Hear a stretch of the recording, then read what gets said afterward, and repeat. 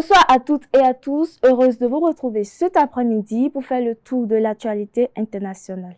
Au sommaire de ce journal, au Nigeria, 6 accusés jugés dans une affaire de tentative de coup d'État. Omar Guelleh, confirmé à la tête de Djibouti pour un 6e mandat, et puis Macky Sall en lice pour le poste de secrétaire général de l'ONU.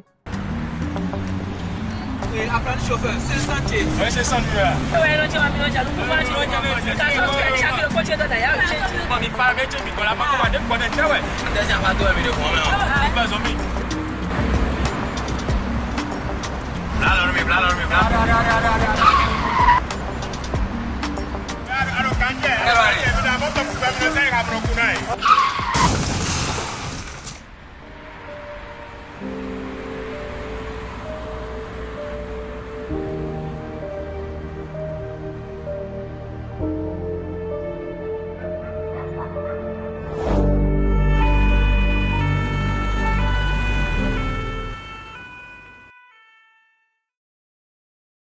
Ensemble, disons oui à la courtoisie au volant. Stop à l'excès de vitesse, à la distraction au volant. Tu viens d'avoir le bac ou tu veux te reconvertir dans un domaine d'avenir, faire le choix du numérique et rejoindre l'école supérieure d'administration, d'économie, de journalisme et des métiers de l'audiovisuel, ESAE. De nouvelles filières sont disponibles dès cette rentrée: informatique et multimédia, informatique industrielle et maintenance, réseau informatique et télécommunications, système informatique et logiciel, sans oublier les filières initiales: administration générale, administration des finances, administration des affaires, sciences juridiques, sciences économiques, sciences de gestion, journalisme et métiers de l'audiovisuel. ESAE est disponible sur 4 sites: Cotonou-Badjoumendé, Cotonou-Akpakpa, Abomey-Calavi et Parakou. Pourquoi choisir l'ESAE? Des formations conçues pour le marché de l'emploi, des enseignants expérimentés et passionnés, des infrastructures modernes avec équipement de pointe, des opportunités de stage et d'emploi garanties. Les inscriptions sont en cours et les places sont limitées. Ne rate pas ta chance, donne vie à tes ambitions avec l'ESAE. Contacte-nous vite par appel ou par WhatsApp au 01 98 98 14 00 ou via email scolarité@esae.bj et visite notre site web www.esae.bj. Ton futur commence maintenant avec l'ESAE. Tu investis dans un avenir professionnel, concret et sécurisé. ESAE, l'excellence à un nom. Mesdames et messieurs, bonsoir. Comme je l'annonçais en titre, au Nigeria, 6 personnes, dont un général de division à la retraite, ont comparu devant la justice. Elles sont poursuivies pour trahison et terrorisme en lien avec une tentative de coup d'État présumée en 2025. Les accusés ont tous plaidé non coupables, une affaire qui suscite une vive attention dans la sous-région. Plus de détails dans cet élément.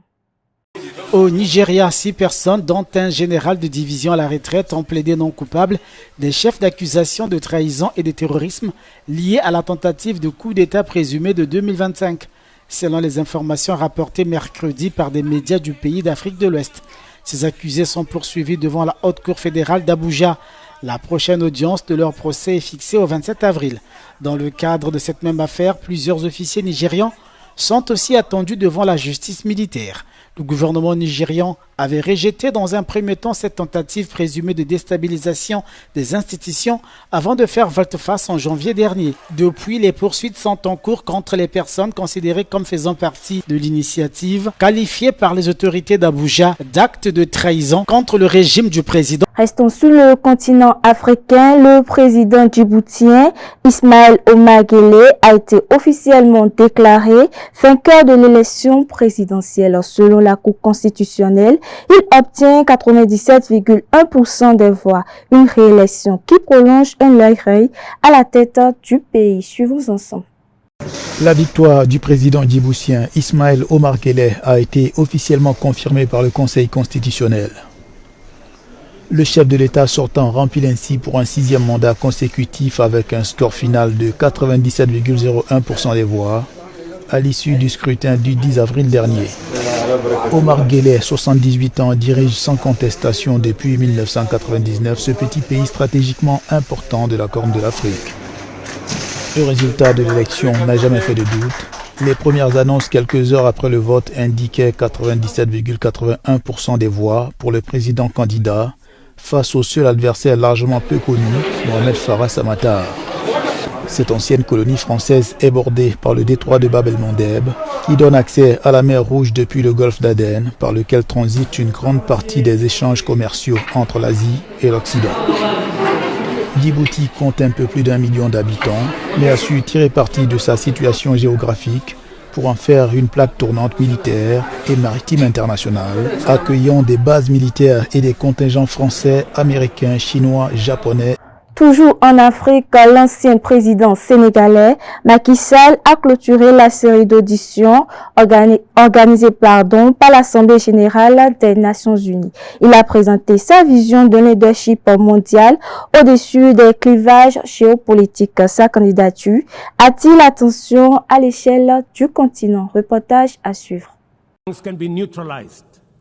L'ancien président sénégalais Macky Sall a clôturé ce mercredi la série d'auditions organisée par l'Assemblée générale des Nations unies. Ces échanges s'inscrivent dans le cadre du processus de sélection du futur secrétaire général appelé à succéder à Antonio Guterres. Seul candidat africain en lice, il est aussi le seul des 4 prétendants à n'avoir jamais exercé de fonction au sein de l'organisation. Je ne suis pas ici simplement en tant que personne venant du Sud qui s'immisce dans les affaires du Nord. Après un secrétaire général issu du Nord, je pense que j'ai le droit de me porter candidat et je pense que ce qui importe pour les États membres, c'est de trouver le profil qu'ils jugent le plus apte à diriger l'organisation en ce moment précis.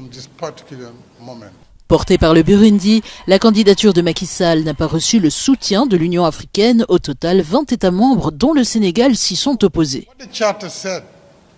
La charte stipule que pour être candidat, il faut être parrainé par un État membre. Bien sûr, idéalement, ce parrainage devrait venir de votre propre pays.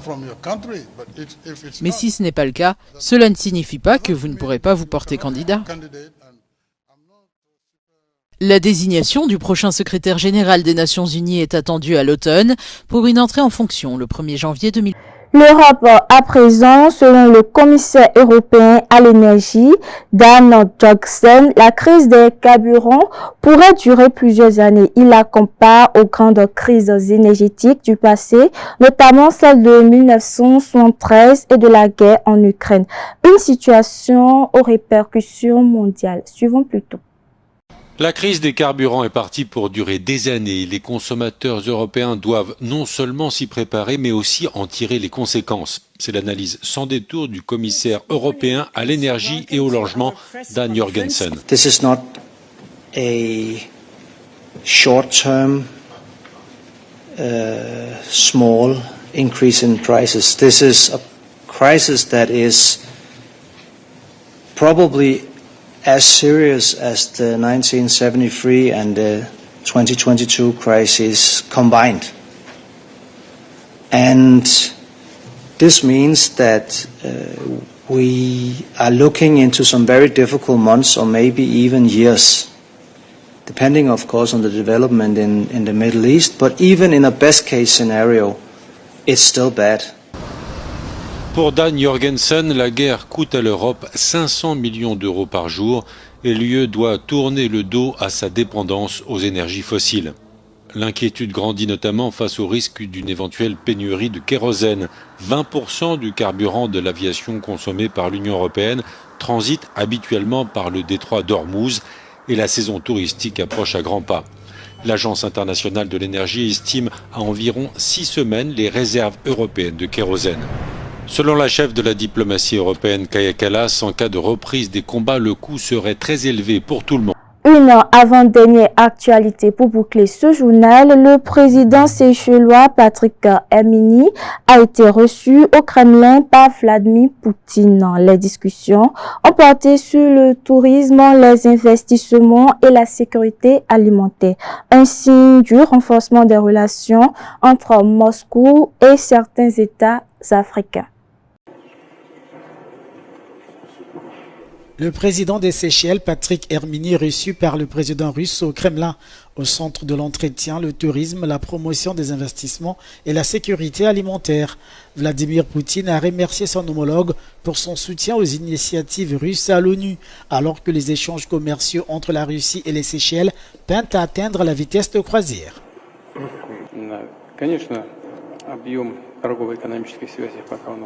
Bien sûr, nos relations commerciales et économiques restent modestes, mais nous avons beaucoup de travail à accomplir. Votre visite tombe à point nommé. À cet égard, nous avons établi de très bonnes relations sur les forums internationaux.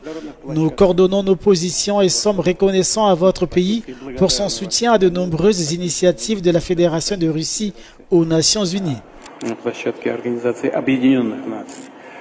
Le président des Seychelles, de son côté, a remercié la Russie pour son aide humanitaire fournie la semaine dernière dans un contexte de la guerre au Moyen-Orient, mettant en avant la portée de cette assistance en cette période de crise.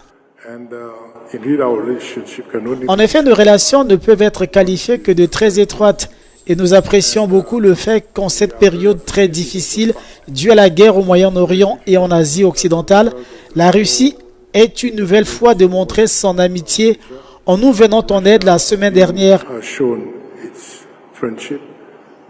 Et nous savons que demain, une aide supplémentaire nous sera apportée. Nous en sommes très reconnaissants et ne l'oublierons pas. Le président des Seychelles est arrivé en Russie pour une visite de travail. Et puis nous terminons par cette actualité. Donald Trump n'a fixé aucune date limite pour une proposition iranienne. Téhéran, de son côté, refuse toute discussion tant que le blocus naval de ses ports ne sera pas levé. Les négociations restent bloquées. Reportage à suivre. Les efforts diplomatiques visant à mettre fin à la guerre entre les États-Unis et l'Iran semblent être au point mort, alors que Téhéran aggrave les tensions en tirant sur des navires dans le détroit d'Ormuz et que les États-Unis maintiennent leur blocus naval des ports iraniens. L'Iran exige la levée totale du blocus américain pour que les pourparlers reprennent, après que les États-Unis ont intercepté ces derniers jours des cargos iraniens qui, selon eux, tentaient de contourner leur blocus. Operation Economic Fury continues, and the effective and successful naval blockade continues as well of ships and vessels that are moving to and from Iranian ports. We are completely strangling their economy through this blockade. They're losing $500 million a day. The Karg Island is completely full. They can't move oil in and out. They can't even pay their own people as a result of this economic leverage that President Trump has inflicted over them. So he's satisfied with that as we await their response, and we will see. The president has not set a firm deadline to receive an Iranian proposal. Pendant ce temps, les attaques israéliennes contre le Liban se sont poursuivies malgré le cessez-le-feu négocié par les États-Unis, le ministère de la Santé annonçant qu'au moins 6 personnes ont été tuées lors de 3 frappes distinctes mercredi. Israël affirme que des personnes ont violé la trêve en s'approchant trop près de ses troupes et a souligné que le Hezbollah est un ennemi commun qui doit être vaincu. We made a historic decision to negotiate directly with Lebanon after more than 40 years. Unfortunately, Lebanon is a failed state, a state that is de facto under Iranian occupation through Hezbollah. But this also leads to a conclusion. Hezbollah is common enemy of Israel and Lebanon. Les prix du pétrole continuent de grimper alors que l'incertitude plane sur la région, le Brent ayant de nouveau dépassé la barre des $100 le baril jeudi, soit une hausse d'environ 40% par rapport au niveau d'avant-guerre. Mesdames et messieurs, voilà qui met fin à cette édition. Merci de m'avoir suivi et à très bientôt.